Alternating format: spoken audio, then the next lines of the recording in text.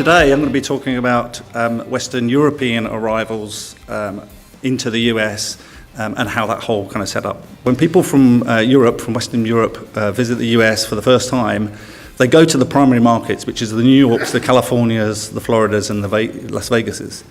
And then when they get comfortable with that over a certain amount of time, they will then come to what we would call the secondary markets, markets that, such as the South, such as New England and Capital Region. What's really important to remember here is that the primary markets drive those secondary markets. So it's important to get people to come to New York and the Californias rather than going to Dubai and Australia and the Caribbean, because once you've got them into those primary markets, they're much more likely to come to the secondary markets. Our core market is empty nester 45 plus.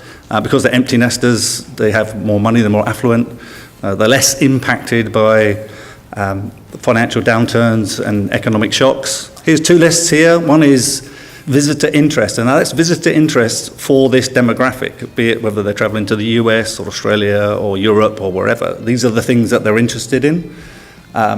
And on that asset match, that's a tourism asset match, that's what we have in the South to offer. And it's a great match, it's a superb match, so we've got real opportunity with this group, with this. Now I talked there about unique experiences, and I think that's one of the things that we really can offer.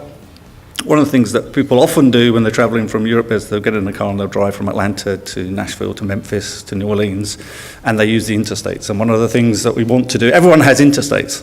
That's not unique about the South, so we need to get people off of those interstates and into those historic towns and bed and breakfasts and antebellum experiences. This is the type of activity that we need for all of you to work with us on. Co-op programs with tour operators. This is just basically marketing and advertising with tour operators for our specific destination, using them as the vehicle and distribution to the market.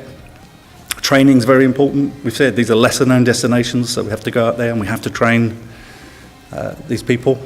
And we have to get them into the market as well, fan trips. I mean, we've got half a dozen fan trips, maybe more, directly after this particular show.